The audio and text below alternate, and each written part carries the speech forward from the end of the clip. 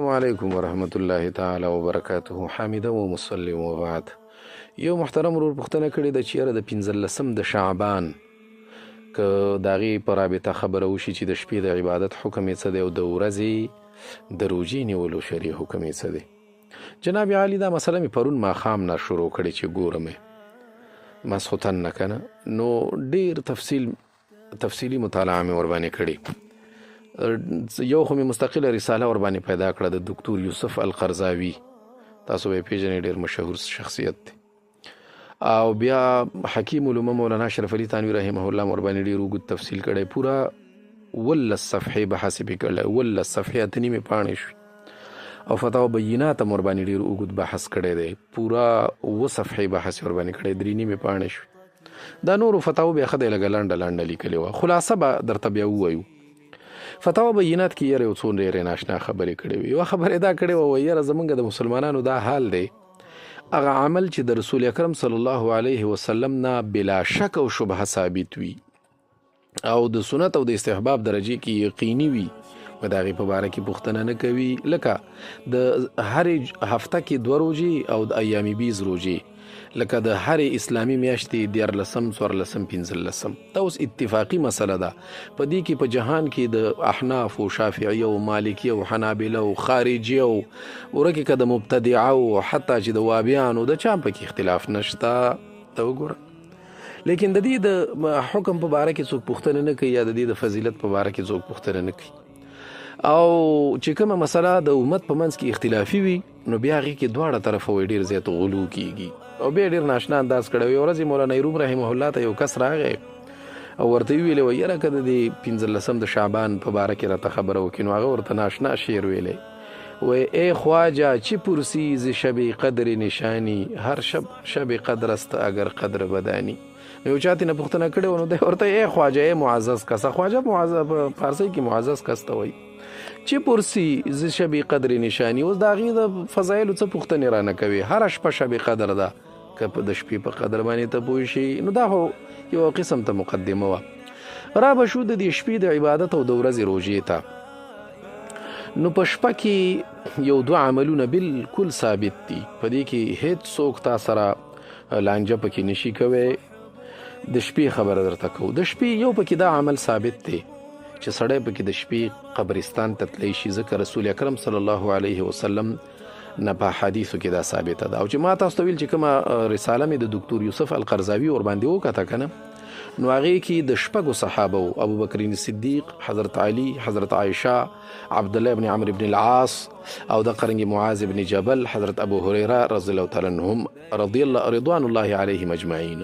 د دې 6 صحابه په حواله 11 روایتونه پکې را نقل کړي، لیکن یو روایت هم د مقال نه خالی نه دی. په هر یو روایت باندې مطلب دا دی چې قول د علما ورباندې شته دی، یعنی دا روایتونه ضعیف دي. لیکن د انصاف خبره دا ده چې ضعیف روایتونه په فضایلو کې سړی پیش کولی شي. نو د 15 د شعبان په شپه باندې یو 2 کارونه یقینا مستحب دي، مستحب یعنی افضل دی او ښه خبره ده او ثواب پکې شته دی.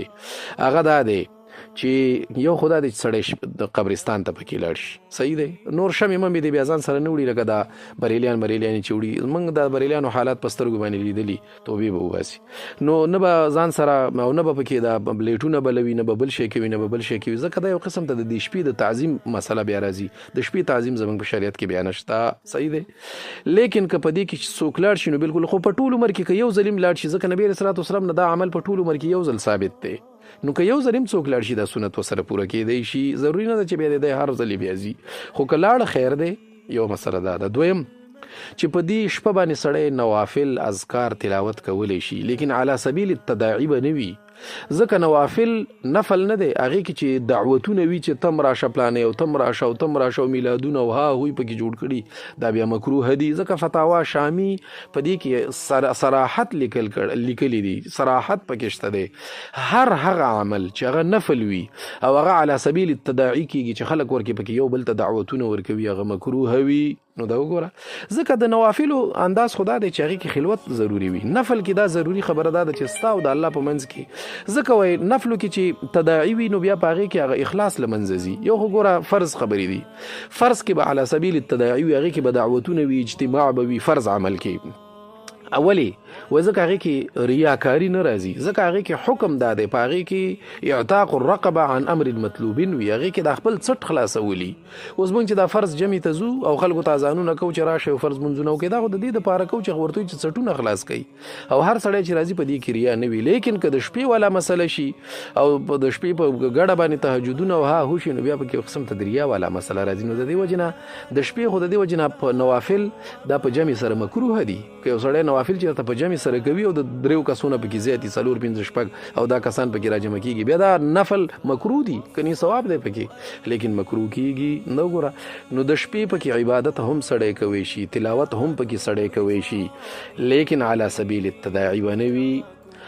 او دا د ټول شپې به وي د ماښام نه واخله تر دغه پورې، نو بیا په دې کې د صحابه اختلاف دی.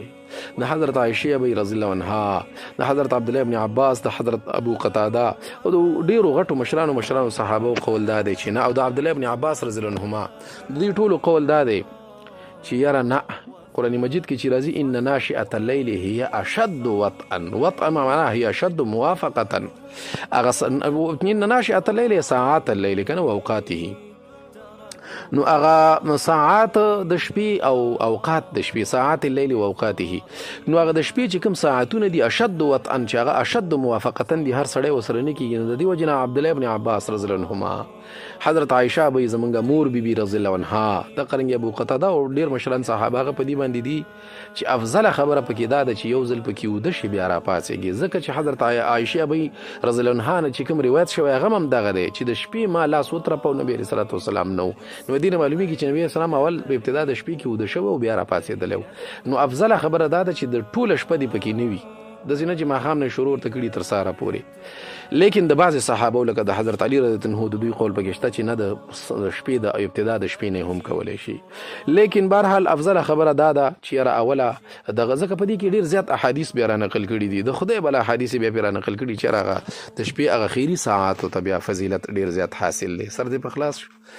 نو خلاصه د خبرې دا شوه چې د شپې پکې 2 کارونه کوی شي، یو دا چې سړی پکې قبرستان ته تلی شي، بله دا چې نفل تلاوت اذکار دا پکې کولی شي، لیکن علی سبیل التداعی دي نه وي. او پاتې شو د ورځې، نو د ورځې روژه نیولې بالکل مستحب دي. یو خدا دی چې په خپله په دې کې حدیث هم شته. دویمه دا ده چې دا د ایام بیزو نه ده، او د ایام بیزو په باره کې خو نبي علیه الصلاة والسلام باقاعده طور سره امر کړی. په دې کې خو ابو داود کې مستقل باب لګېدلی، کتاب الصوم کې باب فی صوم الثلاث من کل شهر، هغې کې باقاعده طور سره محمد ابن ملحان القیسی هغه د خپل پلار نه روایت کوي، کان رسول الله صلی الله علیه وسلم یأمرنا ان نصوم البیز 13 و14 و15. نبی علیه الصلاة والسلام باقاعده طور سره موږ ته یأمرنا امر به موږ ته فرمایو. نو د دې وجې نه چونکې بیا په دې کې مسله دام ده چې په دې کې مطلب هغه ایام بیز هم راځي، هغه 15مه ورځ هم پکې راځي، نو د دې وجې نه د ورځې روژې نیولې مستحب دي. نو خلاصه دا شوه چې د شپې پکې عبادت هم مستحب دی، نفل ذکر اذکار تلاوتونه، لیکن افضل خبره پاغي کې دا ده چې علی سبیل الخلوت وي، ځان ته دی وشي او پټ پټ دی وشي، ځکه په نفلو کې خلوت ضروری دی. نفلو کې تداعی دا بیا یو قسم ریاکارۍ طرف ته منسوبوي. او د شپې پکې مطلب دا دی قبرونو ته هم سړی تلی شي، مسله پکې نشته. لیکن شمع ممې او ها هو چراغان میراغان دا ټول علماو لیکلي چې دا نه نبي رسول الله وسلم نه ثابت دی او نه دا شرعي څه امر دی، او که دې ته بیا خلک شرعي امر وایي بیا بدعت هم ګرځي. او د ورځې روژه نیولې هم مستحب دي. دغه ټولو روایاتو ته چې وکتلی شي صحیح دی، مجموعه د روایاتو. نور دا مسله ډیره زیاته ما درته محققه مدلله فتاوی بینات لیکلي، جلد اول د صفحه دا 552 نو واخله تر 558 پورې، کتاب العقاید. د قرنګي دا مسله باقاعده طور سره د کفایت المفتی کی مفتی اعظم هند مفتی کفایت الله رحمه الله لیکلي، دا جلد اول صفحه دا 200 د قرنګي دا مسله باقاعده طور سره درته ویل چې حکیم علما مولانا شرف علي تانوی رحمه الله ډیر اوږد بحث پې کړی، ډیر بې انتها اوږد دی. او امداد الفتاوا جلد دی 4 او صفحه د 18 نه واخله تر 15 پورې. دا ټول ما وکته ځکه یو عالم ورسره مستقل بحث پې کړی، هغه ورته حدیث را لیږلي، بیا د جواب کړي، بیا اخره کې بیا پکې تللی دي حتی چې دارالعلوم دیوبند ته مستقله دا فتوا لیږلي، بیا هغې خلاصه مې درته بیان کړه چې بیا اخره کې خلاصه بالکل دا 3 خبرې ترې نه جوړېدی شي چې دغه 3 خبرې دي. دغه رنګې دا مسله باقاعده طور سره فتاوا دارالعلوم دیوبند لیکلې ده او جلد 4 او صفحه دا 102 کتاب الصلاة ته. د قرنګي دا مسله باقاعده طور سره احسن الفتاوا لیکلي دا جلد اول صفحه د 315 او باب رد البدعات. خلاصه بداشي، ټوله خلاصه بداشي. د شپې پکې 2 کارونه بالکل سړی کوي شي، لیکن دا عمل مستحب دی، فرض او واجب او ضروری نه دی، او هغه هم علی سبیل التداعی نه وي. یو دا دی چې هدیرې ته پکې سړی تللی شي، مړو ته پکې دعاګانې کوی شي، ډېره ښه خبره ده، او که د جومات نه دې مو کړه ښه خبره ده. او بله دا ده چې ذکر اذکار تلاوتونه هغې کې مې درته د صحابو خبره وکړه چې د چا څه قول دی او د چا څه قول دی. او دویم د ورځې روژه نیولې مستحب دي، یا خو د دې وجه نه چې حدیث پکې را نقل دي، او یا د دې وجه نه چې ایام بیز دي، او ایام بیزو کې خو د چا اختلاف نشته. السلام علیکم ورحمة الله تعالی.